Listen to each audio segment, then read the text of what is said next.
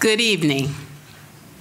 On behalf of the Cal Alumni Association, CAA, welcome to Alumni House and California Live. I'm Chloe Hewlett, Executive Director of the Cal Alumni Association. I am overjoyed to be with you tonight.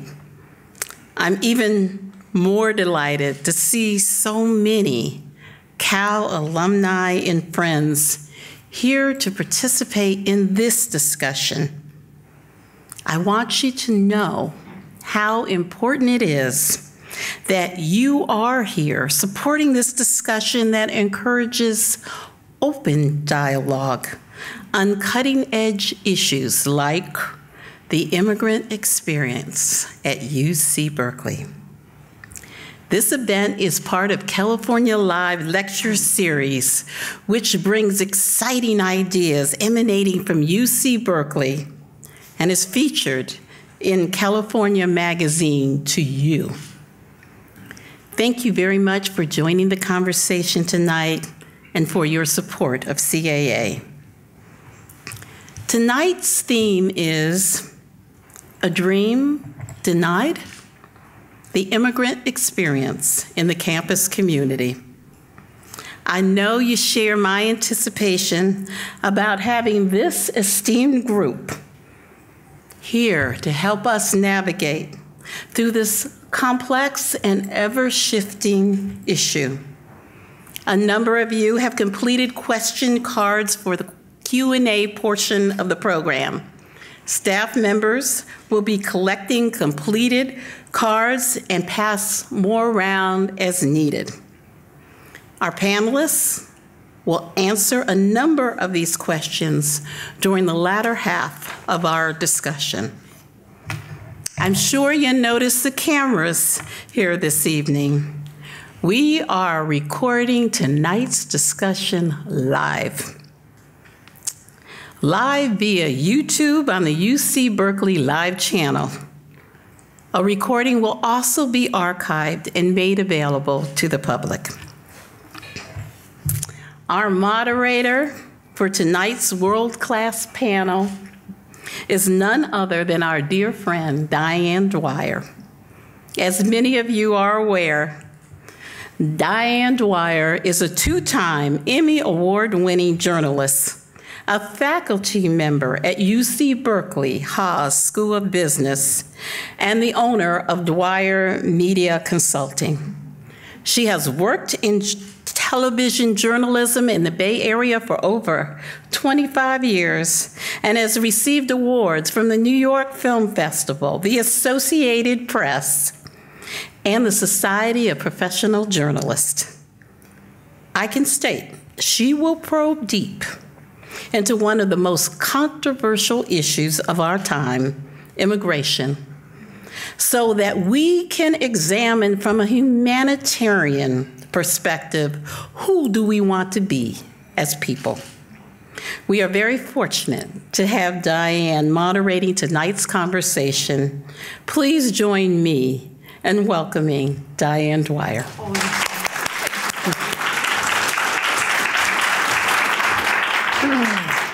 Thank you, Chloe, and go Bears. We should start with that, right? Absolutely. So much more interesting than me are our esteemed panel, so we'll get right to it. We have Robert Haas, Cal grad of 1964, Chairman Emeritus of Levi Strauss, and a longtime supporter of this wonderful university. Thank you, Bob, for being here. And right next to Bob is Saira Hussain. She's a Cal grad of 2009. She got her law degree in 2013, and she's a staff attorney at the Asian Law Caucus. Is going to give us a little insight into the legal issues we're facing. And then we have Ming So, who graduated in 2010 with his master's and is the director of the undocumented student program here at UC Berkeley, which is a sort of the forefront of undocumented student programs across the country and the world at this point. And then, of course, we have Valeska Castaneda, who is graduated last year. She's the youngest of the panel, just the baby here, and program manager here at the Cal Alumni Association. And finally, Seth Grossman, who's chief of staff to the University of California president, Janet Napolitano. So needless to say, as Chloe mentioned, the issue of immigration is controversial and pretty politically charged right now. I think we could all agree on that.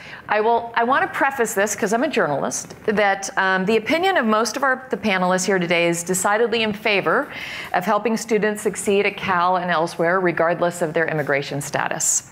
That said, there are many people who have different points of view. So tonight, our goal is to educate ourselves and each other on the issue, and then research more at home and come up with a really informed, thoughtful opinion on the subject. So on that note, let's start with Seth, right next to me. So this seems somewhat basic, but I still want to start here. Tell me the concept, or all of us, I guess, who are we talking about? When we're talking about these students, we're talking about immigrants, undocumented, we've got visa holders, we've got permanent residents. Who are they? What are their status? How do they belong in this community? Great. Yeah. Well, thank you, Diane, and it's great to be here with you.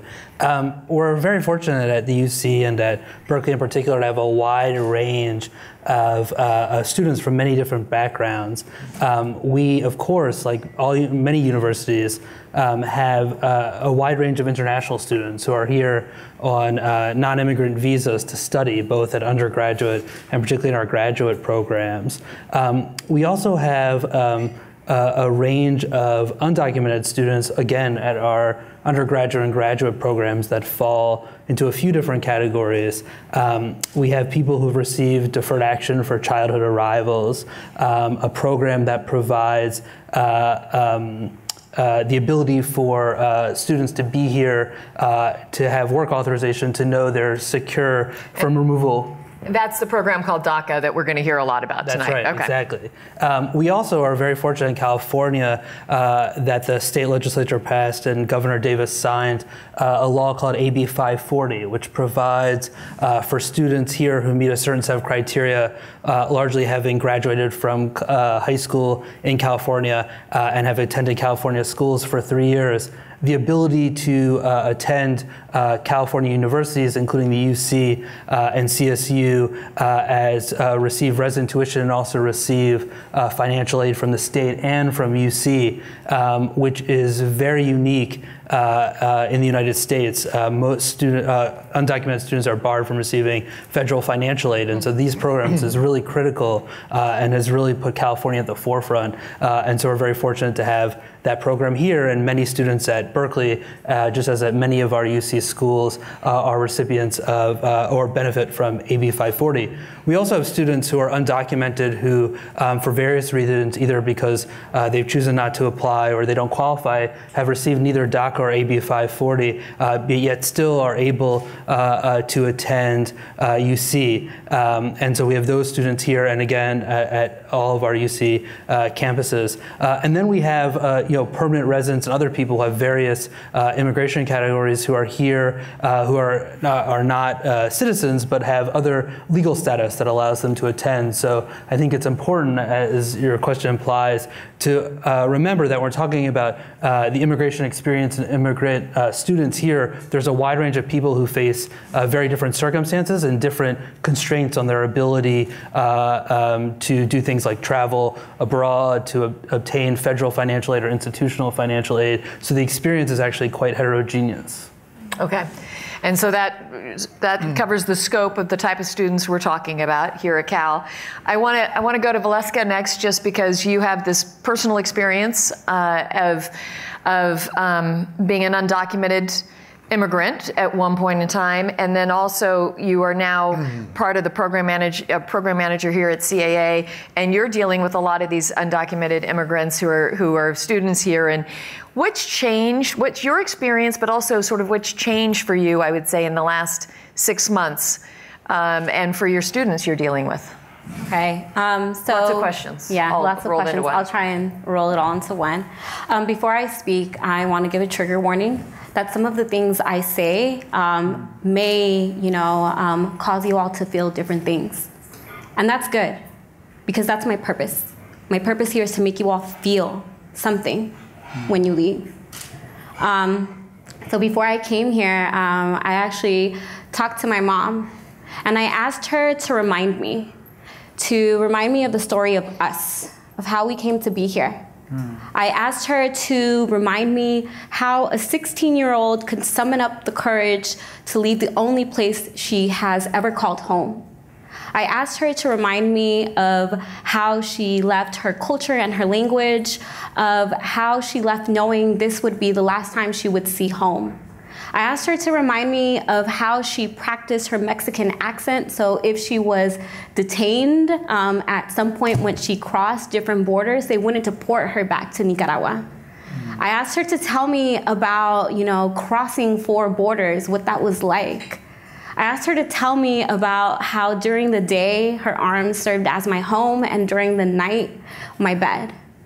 I asked her to tell me about how she held me high in the sky when we swam the Rio Bravo together into Texas. My mom's in the front seat right there with the camera. Yay, Mom. And at 17, she traveled 1,671 miles. And she sacrificed her life to give me life here. And you think it would end there, but it didn't. I remember the first time that my experiences led me to the thought of what papers are.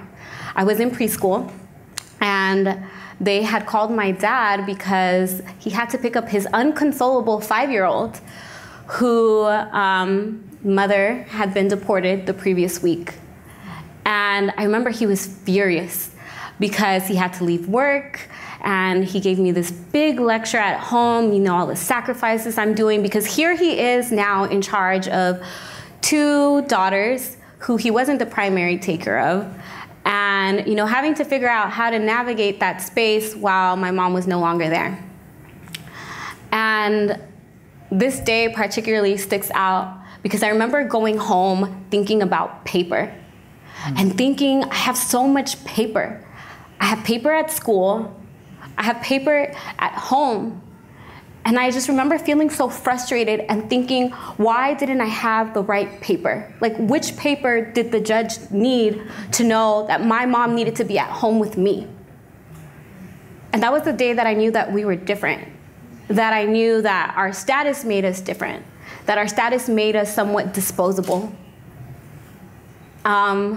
As the years grew, my experiences once again started to shape me even more. And I started to become, more politically active and started to fine-tune what I wanted my focus to be on, which was human rights.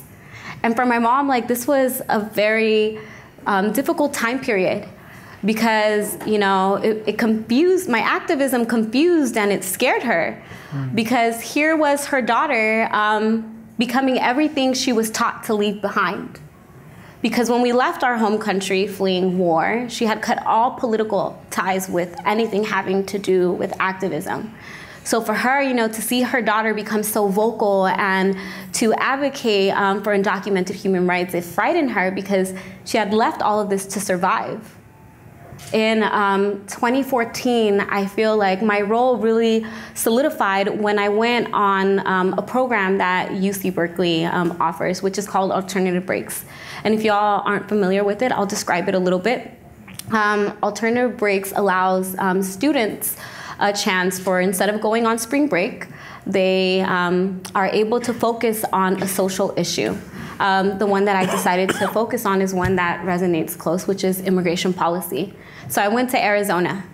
And when I went there, even though I came here under political asylum as a child, and I had all these experiences, I felt my experiences deepen while I was there. I'll tell you all just a couple of experiences, but one was when we met with an elementary school teacher by the name of Eva. And she explained to us how she had to speak to her students about this law that had recently passed that banned the studies of Mexican American history. And she told us at the time her students were reading The Miseducation of a Negro by Carter G. Woodson.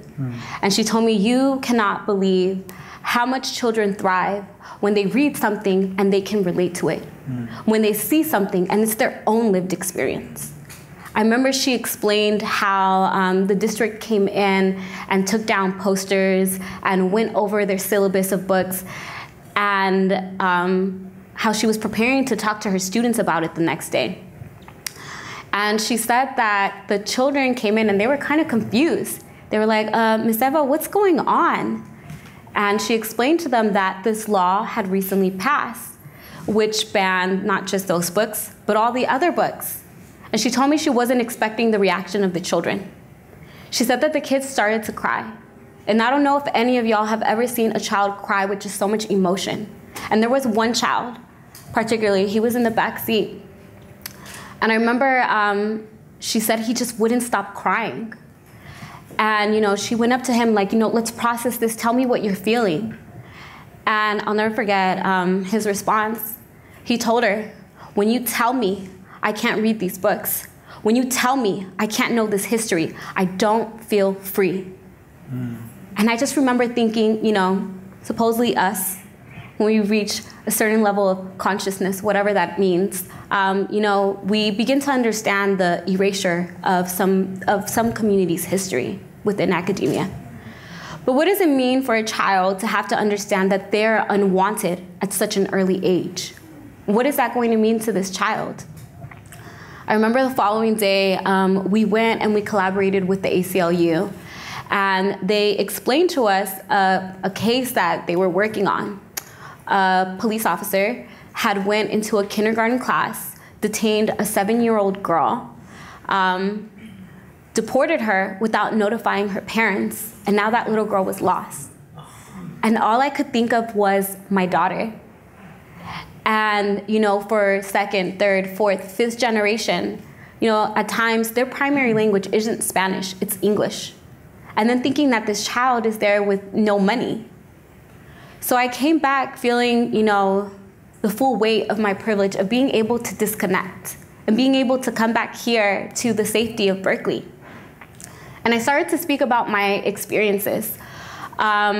And I spoke in particular with the national chair of this organization, and I told them the hour-long story that I can't tell right now of everything that happened. And at the end of it, they were like, all right, well, this is what we're gonna do. We are going to fund for you to go state by state to tell everyone what's going on. And I thought, this is great. This is what every organization that I've collaborated on about immigration rights wanted. They wanted me to come back here, and for whoever is genuinely willing to listen, to tell them that there are people right now dying in the Sonoran Desert, in the San Diego, California border, and that nothing is being done about it. So they asked me to reflect if I wanted to do this conference, and I did. So I reflected. And I thought about that little girl walking around in Mexico City lost. I thought about the women who are crossing from Altar into the San Isidro border, of how, aside from saving up money to cross, they're also saving up money for the injections to not conceive from the rapes they know they're going to endure. I thought about the children right now inside of deportation cells who are being fed at odd hours, who don't have access to water, who at times are being put into adult cells. And I called them back. And after I reflected, I told them, you know what, I want to do it. And they're like, great. They're like, your first conference will be in San Francisco. Your next one will be in LA. And I was like, oh, this is perfect. And before they finished, I told them that they didn't need to fly me out, that I would walk there. And then the phone went silent. And they were like, you're gonna walk here? And I'm like, yes, because you're giving me an opportunity to put this issue on a platform, but the platform needs to be bigger. On August 16th, we finished our trek. We traveled for 26 days, 375 miles. And I think those experiences led me afterwards to try and figure out, after graduation, how do I want to invest my time in my community? And I started to think of, organizations which led me here, to the amazing work that the Cal Alumni Association is doing with our scholars. And I started to think, I know at one point I want to pursue law school, not right now, but I thought of, ways that I still want to continue to give back. And I'm very much a firm believer that there's no coincidences. So I think, you know, this organization and the amazing work that they're doing and the work that I want to do completely aligned, especially at a time where, given our political climate, there's a total loss for humanity. And in working with our scholars and processing, you know, experiences that they're going through, I really felt like slowly like my faith in humanity being restored. Can you, so I want to get back to you in a little bit on more about some of the Cal scholars and their experiences. But while you were talking, I kept thinking about Bob Haas there at the end of the row. And, you know, you've had a very different experience, life experience, and you care, and you wanted to come, you were the first one to respond tonight to want to be here and be part of this panel. And obviously, Valeska's story is what resonates, right? But why is it so important for you to be here amongst the alum and care so much, I guess? Thank you.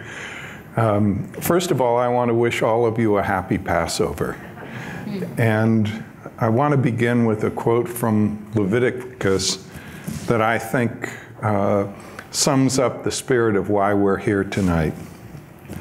The stranger who resides with you shall be to you as the native among you, and you shall love him as yourself, for you were aliens in the land of Egypt. I think if we reflect on it, everyone in this room, or virtually everyone in this room, is either an immigrant or the descendant of an immigrant to this country. So we all have a personal stake in this issue. I've had the privilege of meeting with a number of undocumented Berkeley students, and I've been impressed by their dedication, their personal courage, and their relentless efforts to improve themselves. They're bright, able, and have overcome tremendous handicaps to be here at Berkeley. They're committed to building a brighter future. Often they're the first in their families to have attended college. Their potential to contribute to our communities and state are boundless. Studies have shown that immigrants are more likely to start a business than native-born Americans. Think about that. And now they need our support. Unlike their fellow students, they face additional burdens. As Valeska said, with threats emerging from Washington, they're uncertain about their futures and scared for their families. Thank you. Ming, since we're talking about this and you run the undocumented student program, can you give us a feel for how many students are we talking about? What are you doing there? It's a very special program, and it's being modeled across the country. What's happening there, and how many folks are you dealing with every day? Yeah. So before I actually go into answering the question, I just want to take 3 big deep breaths together to take in the inspiration from Valeska and Bob. And so, if you will, let's all try to breathe together on 3. Inhale and exhale. 3, 2, 1. Inhale. Exhale. Inhale. Exhale. One more time. Inhale. Exhale. Stories like Valeska are inspirational, and they're not the exception amongst the undocumented community. They're the norm. And I just want to affirm that we're living in a completely absurd political reality right now. And it reminds me of a local poem by Shanaka Hodge, who asks us, what will we tell our sons and daughters of how we stood up in this political moment? What are we doing to ensure that society is equitable and humane for all? What is the work we must do individually, and what is the work that we must do collectively? When we take a look at the undocumented students specifically at Berkeley, I want to look at it in a time spectrum, pre-California DREAM Act and post-California DREAM Act.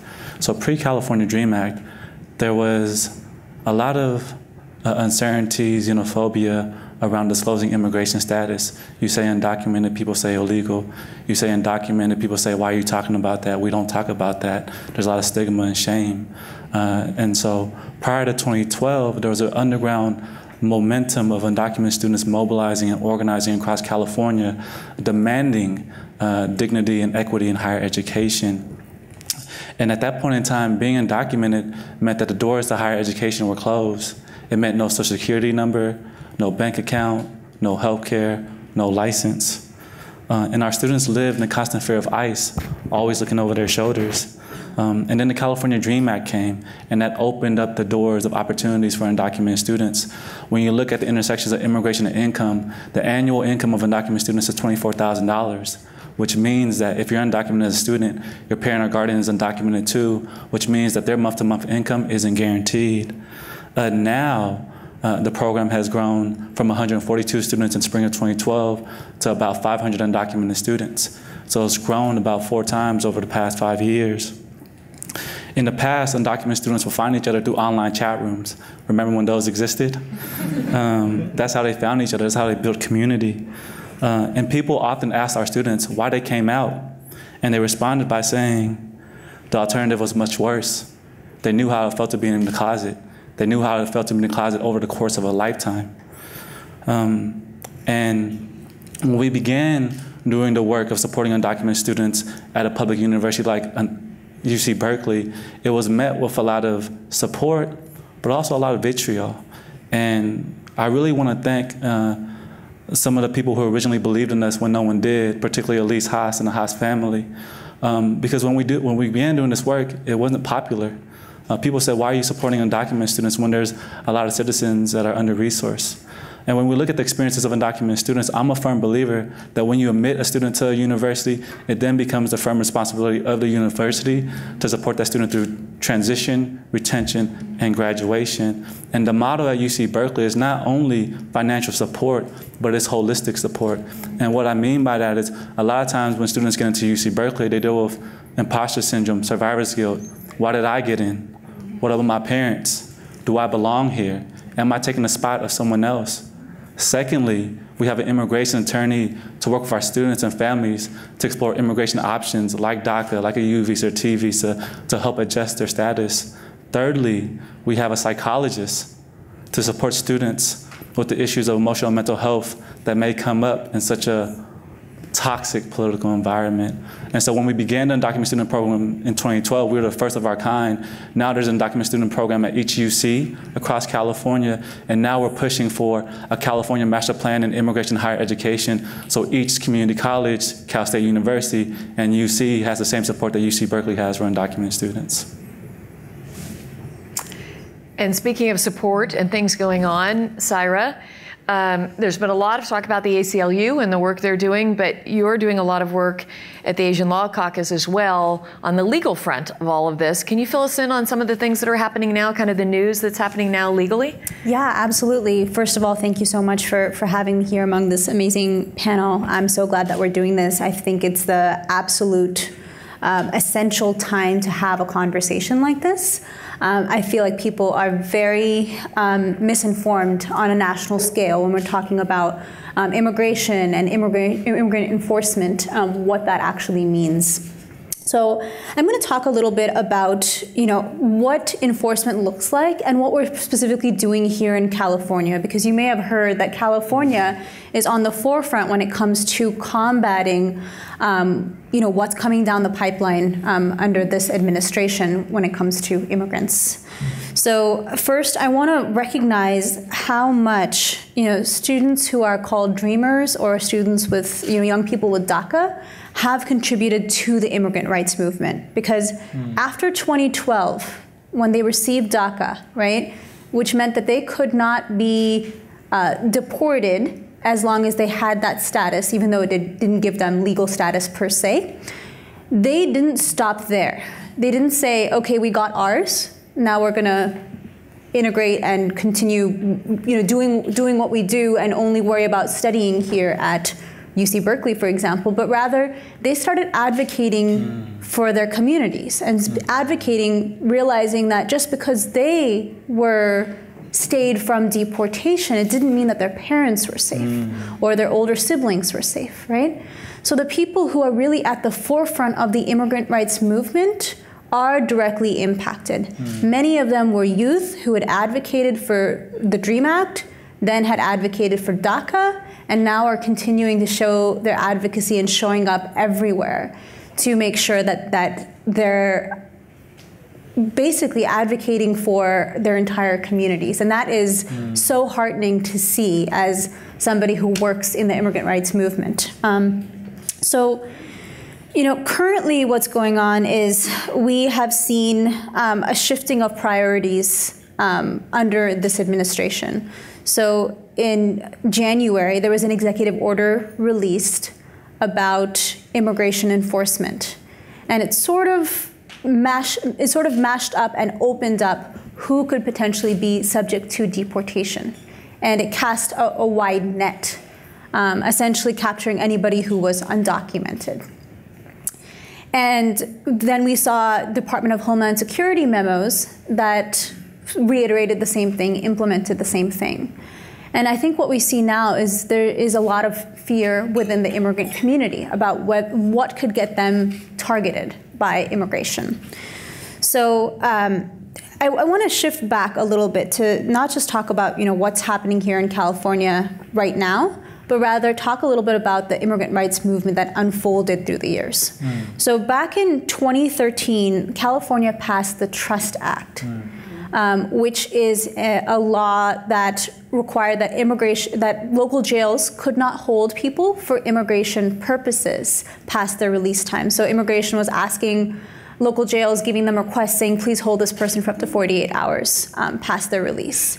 And people ask, what is you're talking about students, but you're talking about people who are potentially, who were in jail. How does this link up? I think once again, you have to go back to looking at the larger picture here, right? People who have DACA have family members who may be caught up in the criminal justice system, or, may have had some prior contact with law enforcement, which is why they get on immigration's radar. So we helped pass that act, and then we saw a bigger movement forming around how we respond to immigration here in California. Last year, we passed the Truth Act, which said that prior to interrogations, essentially, by immigration in local jails, where Miranda warnings, the right to remain silent, you have the right to an attorney, that doesn't apply because immigration or deportation is a civil proceeding. So we said prior to somebody having an interview with immigration in a jail, they should know that they don't have to consent to the interview, that they have the right to have an attorney there at their expense. And so we were able to get that passed. And now, under this threat of mass deportation, we are promoting the California Values Act. And this state law would essentially prohibit state and local resources from being used to carry out deportations. So we know that immigration is a federal agency. They are going to be, across the country. But that doesn't mean that California has to devote its limited resources to assisting them in carrying out deportations. And secondly, it also creates safe zones within California. So to the extent the law permits, it tries to create safe zones within hospitals, libraries, schools, and courthouses to ensure that everyone can get equal access to services, regardless of their immigration status. I think there's been a heightened fear, especially when you're talking about people going to courthouses and potentially being picked up in courthouses while they're there to, respond to a charge or trying to get a restraining order against an abusive partner. We've already seen instances like this play out in California and across the country, and we want to make sure that nobody feels like they cannot access the criminal justice system because of their immigration status. So this bill is called SB 54, the California Values Act. It is making its way through the state legislature right now. It just passed the Senate and is now going to move to the Assembly side. So I really encourage all of you to look up this bill. There's a fact sheet about it. There's all kinds of information. And I believe if you sign up through the advocacy tool that'll be going out after this panel, you'll be able to get linked up to information about your state legislators. So you can also reach out to them and encourage them to pass this law. And speaking of these laws, Seth, one of the things that we've been talking about on the national level is sort of the threat to Berkeley, right? The threat to California and the threat to Berkeley and pulling funds, and that if treating undocumented students in a certain way could perhaps pull the funds from Berkeley specifically. Can you fill us in? Can you just give us what the logistics of that would really be if that were to happen at the federal level or try to happen at the federal level? Sure, absolutely.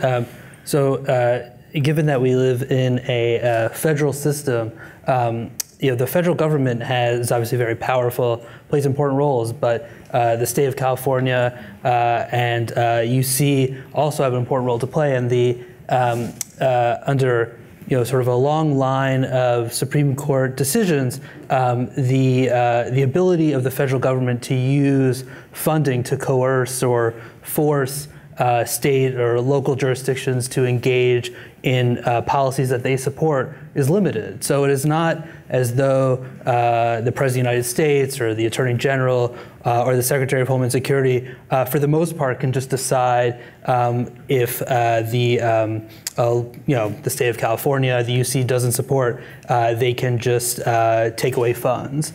There are all sorts of limitations about what they can do. The conditions on funding have to be germane to the purpose of the funding. So they can't take Medicaid funding, for instance, which is obviously crucial to the state of California and to the UC with our academic medical system, and condition that on complying with various immigration policies. The conditions have to be known up front before you take it. And there's a very important constitutional principle is that the federal government can't commandeer or force local jurisdictions to enact or enforce federal regulatory policies. And so it's a common misconception that the federal government can force state or local governments to enforce immigration law. And I think that's not a fair reading of the law. So although there's often bluster from various sources out of DC, it's not a matter that they can just remove all federal funding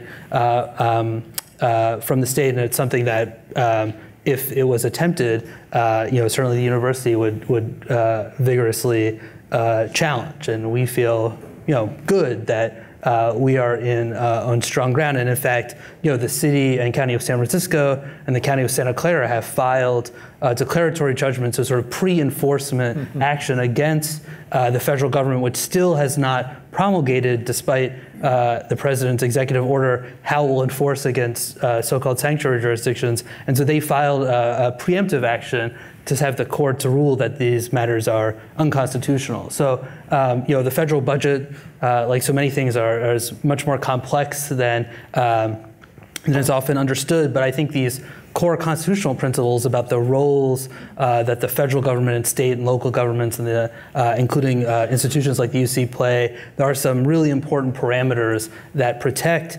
the state of California and the UC from being able to adopt its own principles about how it wants to treat its community and the important members of that community. What's it been like in the president's office the last 6 months, dealing with all of this information sort of coming in, and what's the environment like there right now?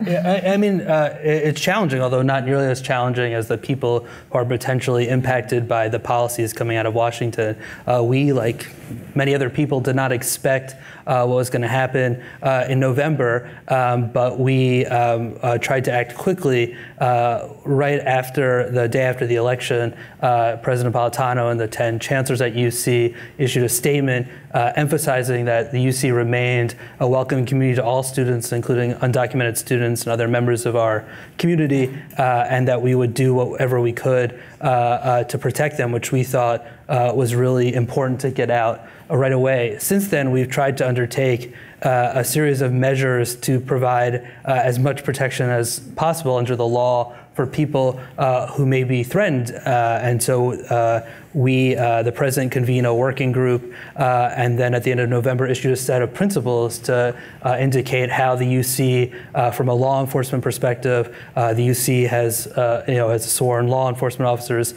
from a records perspective, what we would do to protect them from a perspective of our medical centers and things, the access, to make clear that our principles remained unchanged, that UC would not cooperate with federal immigration actions, that we would do everything we could to protect our records, and we think we could do a great deal, and that our medical centers will remain open. Then we were again surprised when the president issued his so-called travel ban against people from 7 majority Muslim countries. And again, we tried to take swift action, again with a statement, and again providing guidance as quickly as possible to protect them. We have many, many students, graduate students, medical residents, and others from the 7, now 6 countries under the revised order. In fact, the country we have, the 5th largest country we receive from internationally to students study and work here is Iran, which many were surprised by. And so we tried as quickly as possible to provide guidance there, and we've been working closely with attorney generals across the country to support the litigation challenges that have thus far been successful in enjoining these actions. And so it's sometimes feels like a game of whack-a-mole where new things will come out of DC, and we try to respond as quickly as possible. The UC is fortunate that we have a lot of support from the president and from supporters like Bob and others to support the efforts we do. Building on the example here at Berkeley, we've created an undocumented legal services center, which now serves all 10 of our campuses to provide support for students and their family members. Our hope in creating it was that it would help students with DACA and whatever programs came in, but now it has adopted a more defensive. As has been mentioned, we have undocumented student centers here. We've provided support for, we've been generously given support from Bob and others, but we're always looking to get more support because the need is there. And so we're just trying to be as responsive as possible, and our two core principles is doing everything we can to protect members of our community and also to try to get as many resources as possible to support them, either our own, where we've worked with the state, and we're very fortunate to have a powerful leadership in both the Senate and the Assembly who's supportive here. And then we've also been working, because UC, Berkeley, and many of other campuses have been such a leader, many universities from across the country have reached out to us to learn about what we've done. We're lucky to have had the experience over several years, as been mentioned, and to share with them our experiences and what they can do to help. So UC, Berkeley, and UC as a whole, once again, is, I think, serving as a model, and we try to be a resource as much as possible to share our lessons learned and what other people can do, and we will continue to do everything we can as, I'm sure, new iterations of policies come out of DC. Speaking of those models, our undocumented programming is one of those models, and you mentioned that there's now 500 students. We were talking about this a little bit earlier, but my guess is that part of that increase is people willing to say they are, and then perhaps more students coming here knowing that it's a safe place. How has that changed in the last 6 months? I know if you go onto the website and you look at the DACA thing, there's a big warning sign now on the Cal website saying, don't sign up if you're not already signed up for this, because we don't know what the future is, and you are part of the system at that point and acknowledged who you are. What's it like in that program for these kids? I mean, real stories of what they're going through, and I suppose a fair amount of fear when it made me scared looking at that website, to be honest. Yeah, that's a really good point. I want to pick up on something Seth said. I think, one, I'm a big fan of movies. I just watched Star Wars. I just watched The Hunger Games, and sometimes it feels like California's District 9 leading the resistance against the Capitol, President Snow. The second thing I'll say too is during the political election and during this current presidential administration, they've talked about our community in a barf-worthy way. And what I mean by that is oftentimes you'll hear rhetoric flying around of who's deserving, who's undeserving, who's a good immigrant, who's a bad immigrant.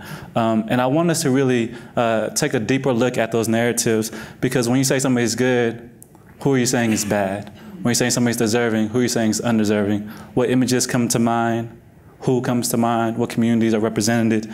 And so I encourage us to look at the intersections of immigration and income, and how poverty circumstances lead to our communities being in trouble, whether it's over-policing, under-resourced schools. And many of our students and communities come to this country fleeing violence, and they face renewed fear and violence while they're here. So it's important to understand that the same deportation machine is the same mass incarceration machine. To to your question, Diane, around, what are our students experiencing right now, the challenges, the risk, the vulnerability, it's a wide spectrum. We've all seen the image of the dad dropping off his 2 daughters at the school in Southern California. I see a couple head nods. The dad drove to the elementary school, took his daughter to school, and when he was walking back to the car, he got detained by ICE as his second daughter was watching it. So that story is common. I have students tell me every day, I call my mom and I wonder if she's gonna pick up if she's detained or deported. We hear stories of businesses falsifying images of ICE agents at one supermarket to take business away from another supermarket. I have students and families tell me, they're calculating and thinking about what's the least amount of time I should be outside of my home to manage the risk and vulnerability of being detained by ICE. You see families gripping the steering wheels even harder than before. Dinner table conversations have changed to deportation safety plans. If mom is deported, if dad's deported, who's gonna take care of the kids? Who's gonna take care of the bills? Who's gonna take care of the home? So the political environment has turned our world upside down in terms of how we engage and support and counsel our students. And just to add to that, I really want to talk a little bit about what we've been seeing in the media as well. The LAPD has come out saying that they have received 10% fewer reports of domestic violence and 25% fewer of sexual assaults among Latinos and Latinas. And they don't know exactly what's caused the change, but everything else has been controlled for, and what they can point to is the current political environment that we're living in. And moreover, there was an article a few days ago that came out about how unscrupulous landlords have been threatening to call immigration on tenants if they don't follow through with some kind of rent hike or don't leave their apartment, being forcibly evicted. It's a real problem when we see how the national rhetoric has been adding to people in positions of power, sort of wielding that against vulnerable communities.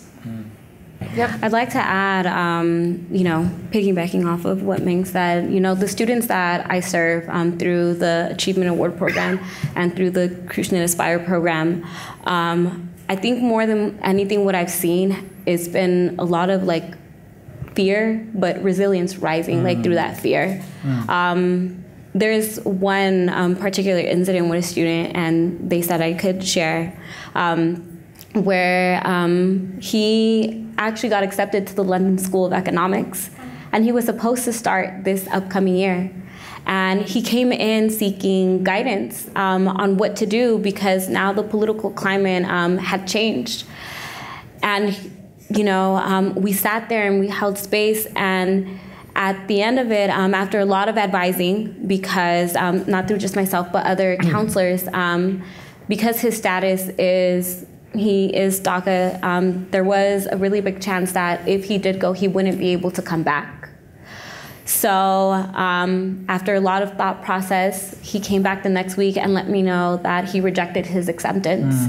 So here I had this student in fetal position crying because they felt they had did everything right. So they couldn't understand how their humanity was being reduced to an immigration status.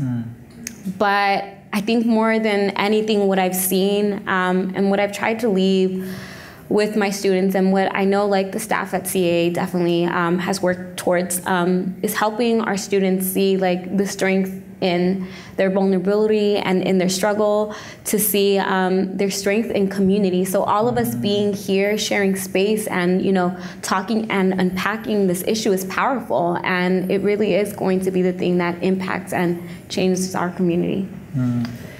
Speaking of that, Seth, one of the things that I've heard many times and questions about Berkeley in particular, but all the UCs are very hard to get into, right? It's a public school, it's a California state school, and there is some resentment of undocumented immigrants, even out-of-state students, international students coming here and taking spots away from my students, away from California students.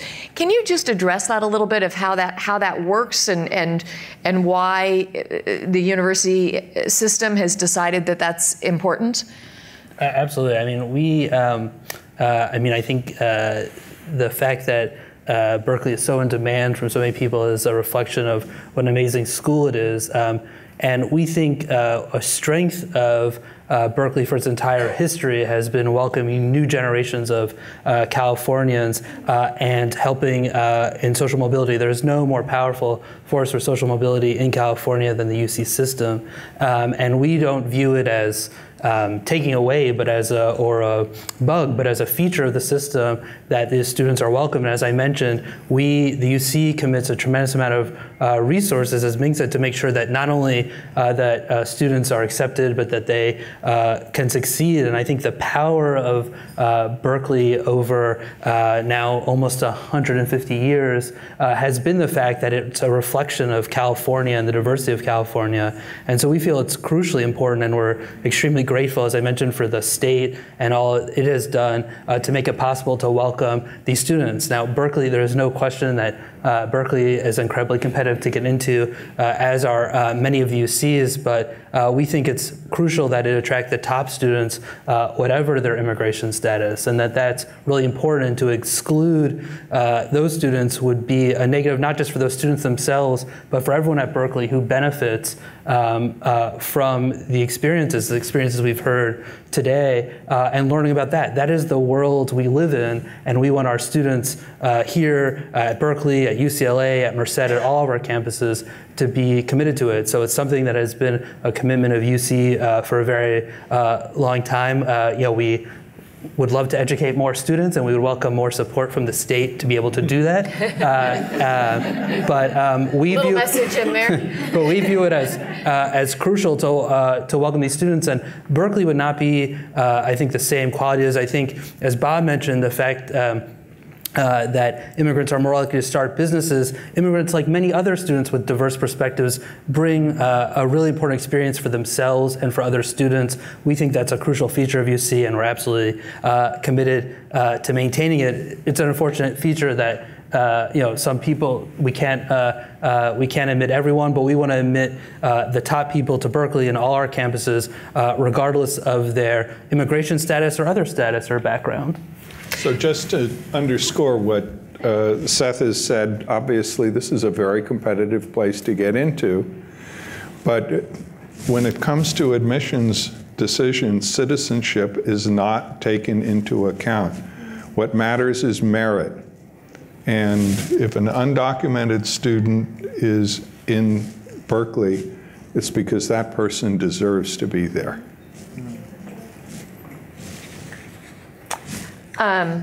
Bob, on that note, I know that you have some thoughts for some of the fabulous alum and students who are in the audience today of sort of things that perhaps we can do. We can talk about it a lot, and at some point you got to take action. And any thoughts on what can be done?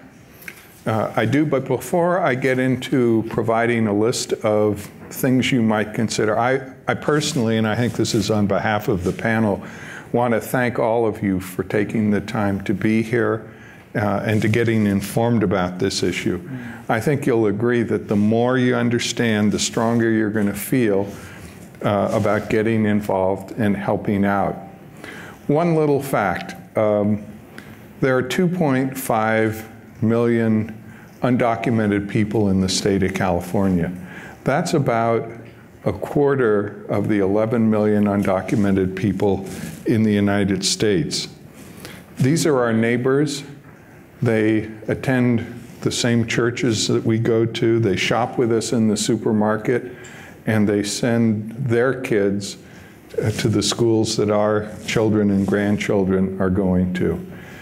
And as Seth pointed out, and has been underscored over and over again, their possibility to contribute to the well-being of this state and all of us is immeasurable, and it's worth doing the humane thing and supporting those with talent and making a difference. Now, there are a couple of things that you can do. The obvious first thing is to contribute funds, and this could be for scholarships, to buy textbooks, or as Meng was saying, to support emergency needs. Even a small amount can make a difference. for example, money to buy a bus trip home in a family emergency, or perhaps funds so that somebody can apply to graduate school. If you live locally, you could provide jobs to the students who have DACA. And also, if you live nearby, you could serve as a mentor. And as we all know from our experience, having experienced adults who can guide us through some of the tough life decisions that we all face is important. And finally, and very importantly, I'd say speak out. Don't be silent or look the other way. Advocate on behalf of undocumented students. As Seth suggested, write to legislators, letters to the editor, discuss the issue with friends. And additionally, you could email President Napolitano to express your support and appreciation for the stand that the UC system is taking. Meng, do you have some other thoughts? It was hard to follow you up. But, you know, I think it's clear that everything coming from DC, people are intersectional in their hate. And so in response, we need to be intersectional in our love, our mobilizing, our organizing. You know, the undocumented community is not the only community being targeted. The Black community is being targeted, the Muslim community is being targeted, the transgender community is being targeted. And so I think it's important that we expand this collective notion of the we. Secondly, to Bob's point, silence is so expensive. Your voice matters, your story matters. It matters to something, it matters to the people in this room, the people on this campus, and the people across this state. And lastly, I'll say, what do you see yourself as an ally at night? Have a discussion when you get back home about the impact of immigration. Talk to your family, talk to your friends, talk to your neighborhood. Thank you. Thank you all very much. And now I get to stop asking questions and ask questions for all of you. I have a couple that have already been handed to me early on, and then if you have questions, you can still fill out the cards, and we'll pick them up and bring them up to me so we can ask as many questions as we can of the fabulous panel. So the first question is, under what circumstances can an ICE official legally detain you or ask for identification? Syra? Yes, okay, I can take this one. So an ICE official can legally detain you. Generally, we're talking about situations where they are targeting a specific individual, because right now, we haven't seen mass raids taking place like they were back in 2008, 2009. What we're seeing now is there are targeted enforcement activities. Basically, they're going to a residence or going to a workplace to pick up one individual. And so in those situations, we inform people that their rights are they do not have to open their door without a warrant that is signed by a judge. Right? So this is the most important know your rights component to know that piece of it. So we tell people, you know, if immigration comes to your door, ask who it is. Ask them if they say they have a warrant, ask them to slip it under the door or through the mail slot, and take a look at it to see if it's been signed by a judge. Almost invariably, those warrants are actually signed by a deportation officer, which does not carry any judicial weight and is not a warrant. So you don't have to open the door in that situation. What we really recommend to people is, to have also family plans in place. So if you are part of a mixed status family, just making sure you all know about, what the plan is, trying to have, know who your legal services organizations are in your community, because through the immigration system, you are not guaranteed an attorney.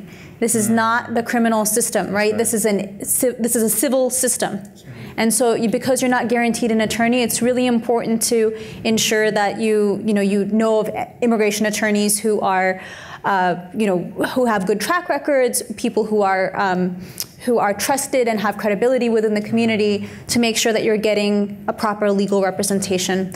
And within the Bay Area, there are several rapid response hotlines that are being funded in part by the county or by cities. So for example, Alameda County has its own rapid response hotline. If there is some kind of action where a family member is picked up and taken by immigration, you can contact that. They have attorneys on staff 24/7. They have somebody who answers the live line 24/7, and so you can explain to to them what your situation is, and they can try to assist you. So just being aware of the resources in your community is really important to make sure that you're able to provide this information to others and also inform yourself with it.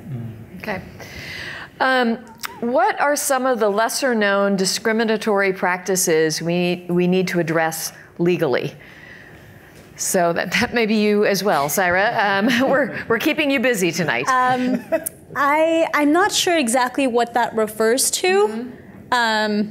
Yeah, you kind of addressed it a little bit, even just saying, know what that it has to be a judge's signature, right? Versus, that is something that you wouldn't know if there's a signature on a warrant. You would think that was right. So. I guess also just the disclaimer for everybody is that you do not have to speak to somebody and give them your information, right? That's vitally important because, like I mentioned before, the state law in California, which requires people to be informed of their rights prior to an interview with immigration when they're in the jail setting, people would often just be, immigration would come to their door, they'd open the door, the person would ask, do you have papers? And they would respond, no. Right, so you don't want to feed any of that information. Make sure you know that you don't have to open the door if they don't have a warrant. You don't have to speak with anybody, and you have the right to get an attorney at, like I mentioned, at your own expense. But there are several legal services organizations across the Bay Area that are providing assistance. Okay, and Seth, I think this one's for you. Is ICE allowed on UC property? If so, are UC employees responsible for cooperating? If they don't cooperate, what happens? We actually just provided guidance on this issue, which is available on our website and several of the websites of the campuses. UC campuses are public places, and so in general, you can't bar anyone, including ICE there. But there are many parts of the campus that are not public. So, for instance, in people's dorms, the people there have the same expectation of privacy that you would have in your home, and so all of the advice that was provided before applies to when you're in the dorm. Similarly, if you're in restricted buildings that are locked, you don't have to, absent a judicial warrant, let people in. It is not the responsibility, except in some very limited circumstances, of employees at the UC to cooperate with ICE. And in fact, under the principles that we've articulated, we've said we are not going to cooperate with ICE absent it being required by law through a judicial warrant or anything else. The most important thing is if you are a UC employee and someone approaches you, is to reach out to your supervisor or directly to campus council to do it. You don't have to directly respond or take any action. You can tell who's ever coming and demanding you do things that you need to consult with someone else. So that's our sort of number one takeaway we ask everyone to do, and then people who are knowledgeable and in a position of authority can help navigate whatever it is. We're fortunate that thus far we have not seen ICE come as a matter of practice to UC campuses or other campuses. Under a memo that was promulgated in the Obama administration, the sense of location memos, education institutions are supposed to be off limits. Allegedly, the memo is still in effect, but we want to be prepared, and so we just really encourage people. If something comes, you don't have to act right away. You should ask for some authority who will help navigate it with the guidance we have. Okay. And Ming, I think this one's for you. The first part of the question I think is the answer, but the second part, what resources do undocumented students have on campus, but what is still missing? That's a great question.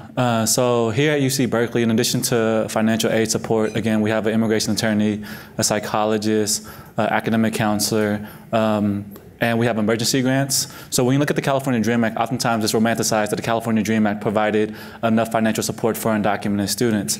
But the California Dream Act doesn't meet the financial realities of living in the Bay Area. And so our students have issues of housing security, food insecurity. So that's a big area of unmet need. Secondly, a lot of work and a lot of conversation has been on undocumented undergraduates. Not enough conversation has been focused on undocumented graduate students. We have a critical mass of students graduating from Berkeley. Some will go on to the workforce and the economic sector. A lot will want to go to pursue their master's, PhDs, law degrees, but the amount of financial support is almost non-existent at the graduate level. Mm-hmm. Okay, that's very interesting. I did not know that. So here's a question about a lot of undocumented immigrants who've lived here for a very long time. They're now afraid to start the process or continue the process of becoming legal residents or legal citizens. Is it reasonable for them to be afraid that they could be detained and deported while they're in this process? Or is it the right thing to keep going through this process at this time? And Saira, I think that's you too. Yeah. So first off, I want to say how difficult it is that if you are an undocumented person who came into the country not through a visa overstay, but rather without papers, generally crossing the border, it is incredibly, incredibly difficult to get a waiver in order to actually adjust your status and go through the immigration process. That being said, I think that there is some cause for concern. We have heard recently, and there's been media reports about this, about people who have gone into their checks essentially, and they're trying to go through the adjustment of status process and get their green card, and people being detained at that level by immigration. And normally these were folks who, just as a matter of course, would be going through this process and normally would not have anything to worry about. And now there's been several reports of people being detained while at these interviews. And that is something that we just don't have enough information about in terms of how widespread it is. There's been a few isolated reports, but we are monitoring to see how widespread that is. But we know that there are many people who are very, very concerned about what that could mean for them as they're trying to go through that process, the adjustment of status process. So in other words, it's not clear. Yeah, that's right. I think it's a little bit too early to tell at the moment. Okay. This is a sort of bigger picture kind of question. What should the campus be doing to assure the hope and triumph of immigrant stories are not subsumed by galvanizing narratives, which pit rich against poor, weak against strong, and one set of immigrants against another set of immigrants as well going on campus? It's a bigger thought. Anybody want to jump in on that one? I'm gonna jump in. I think we can't expect that every immigrant story is going to be the story of exceptionalism. And I just want to say that off the bat, because the people that my organization represents are many, many people who have convictions, criminal convictions. And as we're having a larger conversation here in our country for the past several years about what does the criminal justice system mean, who does it target, right? How does over-policing lead to disproportionate groups of people being incarcerated? That is a question that is not completely separate from the immigration system, right? We're talking about people who are being fed through generally the school to prison to deportation pipeline. And many of the people that we represent in my organization are people who are Southeast Asian immigrants, came to the country as refugees because they were fleeing civil war in Cambodia, in Laos.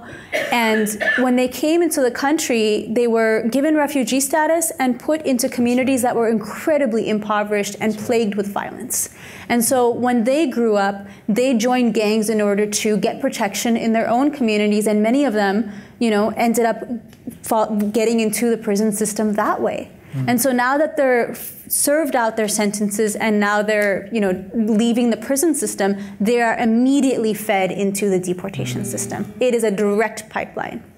And so I really want to underscore that when we talk about immigration stories, we shouldn't just be propping up the people who are exceptional and made it here to UC Berkeley. We need to be lifting up the immigration stories from the very bottom, from across a spectrum, from across, different ethnicities, religions. I think people don't quite realize that immigration is not just a Latino issue, but rather that there are many, many communities that have kind of live with immigration issues in silence, right? Because of stigma, because of a lack of perception in the larger community. So I just really want to urge you all that we don't just lift up the stories of the people who were able to make it despite the odds, but also talk about the really real stories on the ground that people are facing every day. Thank you. That is a good thing to kind of take away with. I will leave the last question, though, for Bob here at the end. And it's a little bit of redundant, but I'm going to let you throw it out there one more time. It says, how can we support the undocumented students program financially and beyond? So one more sort of pitch, and I know Chloe has some ideas as well, but of what we can walk away and do if we want to. Obviously, the biggest need is financial, and especially as the campus has seen a fourfold growth in undocumented students in the last 5 years. And that's only going to grow as more and more people realize that this campus and other UC campuses are welcoming, generally safe places to go and achieve their dreams. Obviously, contributions to the Undocumented Student Fund through the Berkeley Foundation, UC Berkeley Foundation, is helpful. And I know Chloe wants to talk about work that the Alumni Association is also doing in this regard. On that note, we'll bring up Chloe, but I want to thank our wonderful panel for your insights today.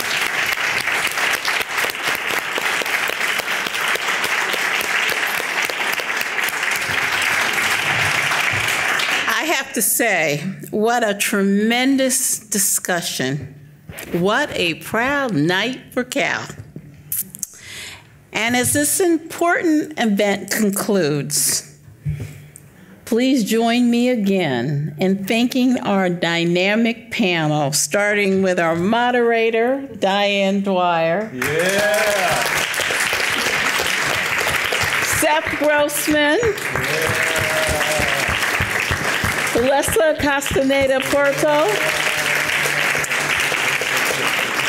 Ming So,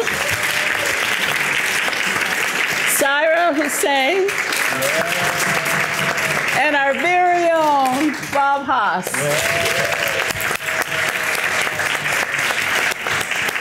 I also want to thank my entire CAA staff. There are many who deserve recognition tonight. But our team is led by our Associate Director of Alumni Engagement, David Smith. And the team includes the editor of California Magazine, Wendy Miller. Our Senior Development Director, Jennifer Mora. Our Director of Marketing and Communications, Sarah Junkness. Our Director of Advocacy, Mitchell Handler, and the very best Facilities Director on campus, our own Donna Hauser. Thank you for all your relentless efforts in making this evening possible. CAA plays an active role in supporting all Golden Bears, including our diverse group of undocumented students. Through our scholarship programs, we work one-on-one with students to give them mentoring to succeed at Cal. Also, through our advocacy efforts, we are educating legislators about the need to support public higher education, especially at Cal, so that our future leaders can be all they can be.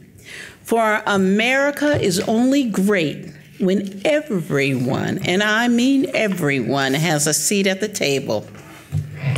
But we need your help. So after this evening, if you would like to sponsor a CAA scholarship to help students in need, specifically our undocumented student scholars, if you would like to support UC Berkeley's undocumented student program under Ming, or if you would like to register for Cal Advocacy to support public higher education, please visit alumni.berkeley.edu/immigration. And you can also sign up in the lobby to be part of our advocacy team, and we are 1,000 strong right now. By registering, you will show your support for public higher education at the state and federal level. Every penny, every single voice counts towards keeping Cal golden. With the success of our California Live series and with subsequent events planned for this year, we are thrilled to share that CAA will be expanding its alumni engagement programs to deepen support for our alumni and our alma mater, to offer more intellectually stimulating and cutting-edge events just like this one. Naturally, we look forward to seeing all of you soon. And to each and every one of you tonight, thank you. Thank you for joining us this evening. The Golden Bear is roaring proudly in UC Berkeley. Go Bears!